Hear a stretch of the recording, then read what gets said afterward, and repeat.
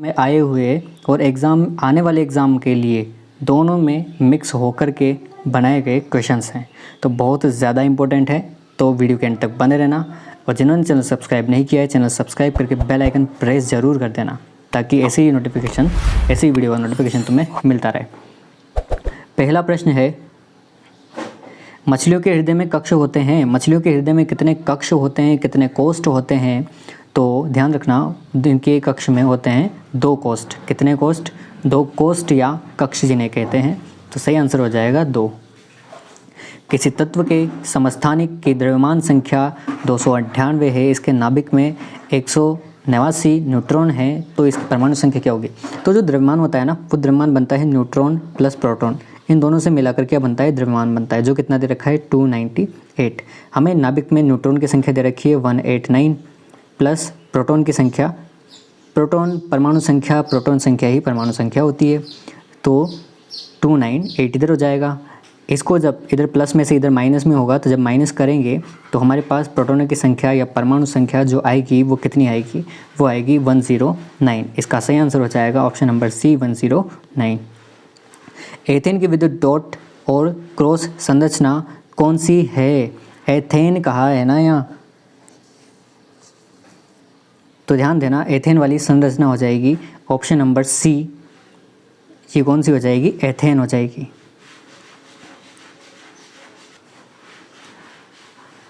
अगला प्रश्न है, लेंस बनाने के लिए निम्नलिखित में से किसका उपयोग नहीं होता है? नहीं होने का मतलब, जब लेंस बनता है ना, बाइफोकल लेंस हुआ, कोई सा भी, ये जो लेंस होते हैं ना, अब ये लेंस किससे नहीं बनाया जा सकता वो हमें पता होना चाहिए। तो लेंस बनाने के लिए क्वालिटी क्या होनी चाहिए? सबसे मेन क्वालिटी होनी चाहिए वो ट्रांसपेरेंट होना चाहिए, मतलब उसमें आर पार दिखाई देना चाहिए। तो आर पार किस में दिखाई देता है? तो हमें कह सकते हैं कि पानी में भी देखा जा सकता है, मतलब पानी से भी यूज़ किया जा सकता है लेंस को बनाने में। कांच में भी ट्रांसपेरेंट होता है। प्लास्टिक भी जो होती है ना, वो कुछ प्लास्टिक जो होती है वो ट्रांसपेरेंट होती है, जो प्लास्टिक की पॉलीथीन वगैरह हो गई या प्लास्टिक की ट्यूब्स हो गई, तब ट्रांसपेरेंट होते हैं। स्केल हो गई, ट्रांसपेरेंट होते हैं। लेकिन क्या मिट्टी ट्रांसपेरेंट होती है क्या? नहीं होती ना।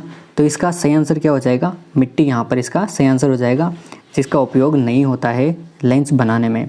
धातुओं के किस गुण के कारण उनके पत्थर फॉइल बनाने में आसानी होती है? किस गुण के कारण होती है कि उनकी फाइल बना दी जाए? फाइल जो होती है मतलब घिसने के काम आती है, या फिर उनसे कोई भी अन्य उपकरण बनाया जाता है ना, तो वो किस गुण के कारण उसको आसानी से बनाया जा सकता है? तो वो होता है इसका आघात वर्धनीयता का गुण। इस गुण में क्या होता है?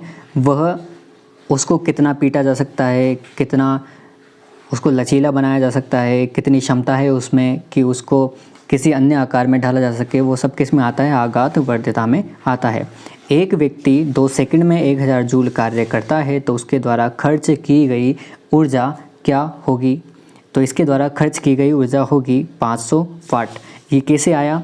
इसके लिए एक वीडियो मैं तुम्हें बना करके डाल दूँगा, जिसमें फिजिक्स के जितने भी क्वेश्चन है ना, टोटल फिजिक्स वाले पार्ट में, वो सभी पार्ट्स का जो सूत्र हैं वो सारे सूत्र तुम्हें मिल जाएंगे। कम से कम उसमें 50 से 60 सूत्र हैं, और सारे ही सूत्र, इनके अलावा कोई भी सूत्र काम नहीं आता है। जितने सूत्र हैं ना, वो सारे सूत्र तुम्हें मिल जाएंगे उस वीडियो में। जो नेक्स्ट वीडियो होगा वो इसी का होगा। फिजिक्स के जितने भी टोटल सूत्र होते हैं ना, वो सारे ही तुम्हें उस वीडियो में मिल जाएगा।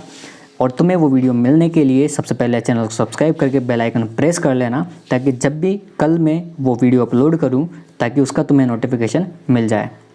तो इसका 7वां क्वेश्चन करते हैं। 7वां क्वेश्चन है, आधुनिक आवर्त सारणी के 18वें समूह में कितने तत्व मौजूद हैं? तो ध्यान रखना, 18वीं सारणी, 18वीं टेबल जो होती है उसमें मौजूद होते हैं 7 तत्व। धातुओं के विद्युत प्रतिरोधकता का सही क्रम चुनिए। तो इनमें से जब सही क्रम चुनेंगे तो वो हो जाएगा Hg, Ni, टंगस्टन और Ag। ध्यान रखना इसे भी कि टंगस्टन का सूत्र भी बहुत सी बार पूछ लिया जाता है। टंगस्टन जो होता है ना, टंगस्टन का सूत्र क्या होता है, किससे दर्शाया जाता है, प्रतीक क्या है? तो ध्यान रखना, W से दर्शाया जाता है टंगस्टन को। तो इसे भी ध्यान रखना, टंगस्टन का क्या होगा? प्रतीक W हो जाएगा। अगला प्रश्न है, जर्मेनियम, आर्सेनिक, सेलेनियम, ब्रोमीन के परमाणुओं की कक्षाएं होती है, तो इनमें कितनी कक्षाएं होगी? वो कक्षाएं हो जाएगी कितनी? टोटल मिला करके 4 कक्षाएं। किसी परमाणु का उप परमाणु कण नहीं है, किस परमाणु का नहीं है इनमें से? तो ध्यान रखना जो ज़ीनोन है उसका कोई उप परमाणु कण नहीं होता है, तो इसका ऑप्शन नंबर ए बिल्कुल सही हो जाएगा। परमाणु के भीतर न्यूट्रॉन तथा प्रोटॉन पर आरोपित बल कहलाता है, उनके ऊपर जो बल लगाया जाता है वो कौन सा बल होता है? तो वो होता है नाभिकीय बल, क्योंकि नाभिक में लगाया गया बल है तो कौन सा बल कहलाएगा? नाभिकीय बल कहलाएगा। निम्न में से कौन सा विकल्प कुछ निश्चित पदार्थों के अपवर्तक सूचकांक के सही आरोही क्रम को दर्शाता है? सही आरोही क्रम कौन सा है? जो इनकी अपवर्तक सूचकांक।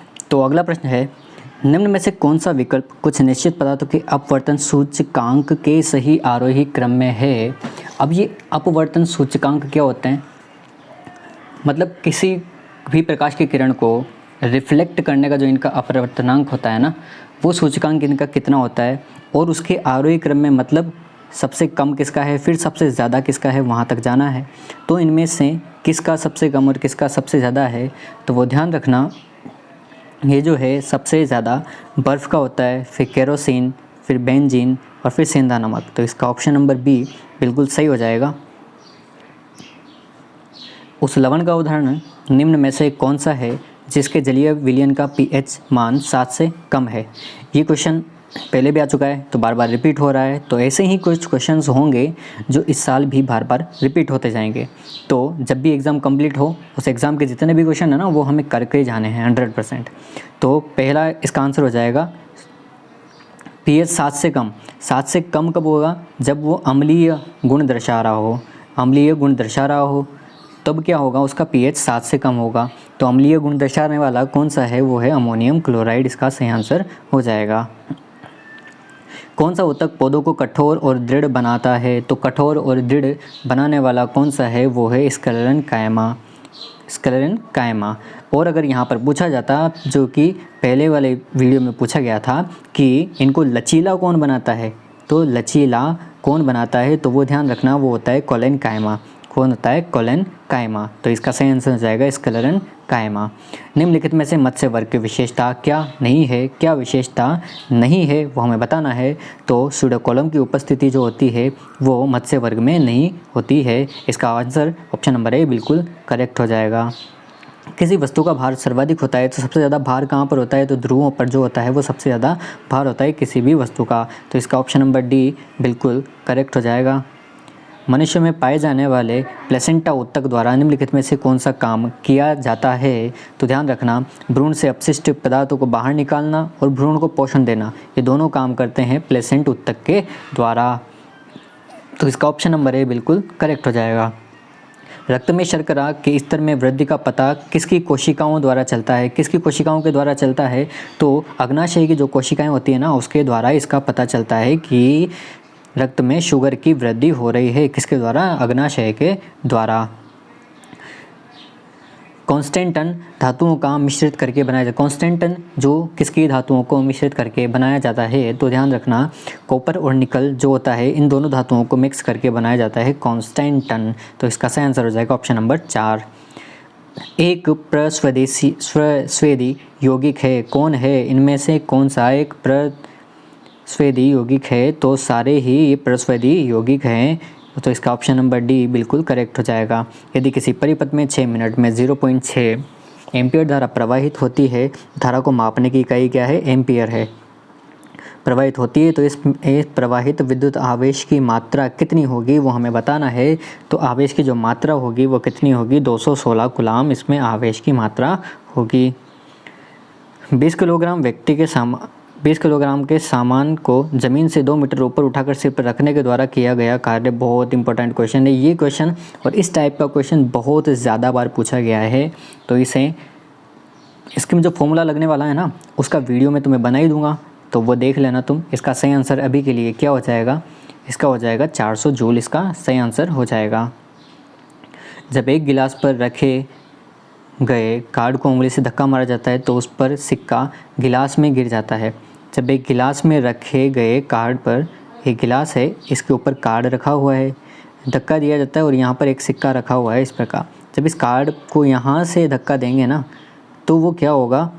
ये कार्ड तो इधर रह जाएगा और ये सिक्का कहाँ गिर जाएगा? नीचे ग्लास में गिर जाएगा। तो ये किस गुण के कारण होता है? न्यूटन की गति के। तो ध्यान रखना, जो जड़त्व का गुण होता है ना, उस गुण के कारण होता है, तो जड़त्व का गुण इसका सही आंसर हो जाएगा। क्यों? क्योंकि क्या होगा, जैसे ही हम यहाँ से इस पर धक्का मारेंगे तो अभी ये स्थिर अवस्था में है दोनों, ये सिक्का भी और ये कार्ड भी दोनों स्थिर अवस्था में है और दोनों स्थिर अवस्था में बने रहने की कोशिश करेंगे। लेकिन जैसे ही हम कार्ड पर बल लगाते हैं वो गति करता है, लेकिन सिक्का फिर भी जड़त्व के गुण के कारण स्थिर अवस्था में बने रहने की कोशिश करेगा। और ये कार्ड तो क्या है, गति करके आगे निकल जाएगा, लेकिन ये जड़त्व गुण के कारण वहीं पर बने रहने की कोशिश करेगा, लेकिन उसके नीचे कोई सरफेस नहीं होने के कारण वो कहाँ गिर जाएगा, ग्लास में गिर जाएगा। चंद्रमा पर किसी वस्तु का भार पृथ्वी पर उसके भार का कितना होता है, तो ध्यान रखना 1/6 इसका सही आंसर हो जाएगा। पहले भी बता चुका हूँ और ये क्वेश्चन बार बार रिपीट हो रहा है 14th क्वेश्चन 1/6। अगला प्रश्न है, मधुमक्खी के डंक का इलाज करने के लिए किसके घोल का उपयोग किया जाता है। और हाँ, जिन्होंने चैनल सब्सक्राइब नहीं किया, चैनल सब्सक्राइब करके बेल आइकन प्रेस कर देना। आज का अंतिम क्वेश्चन है ये साइंस का, कि जो मधुमक्खी का डंक का इलाज करते हैं उसके घोल, किसका घोल लगाया जाता है, तो ध्यान रखना जो बेकिंग सोडा होता है उसका घोल लगाया जाता है। तो इसका सही आंसर हो जाएगा बेकिंग सोडा।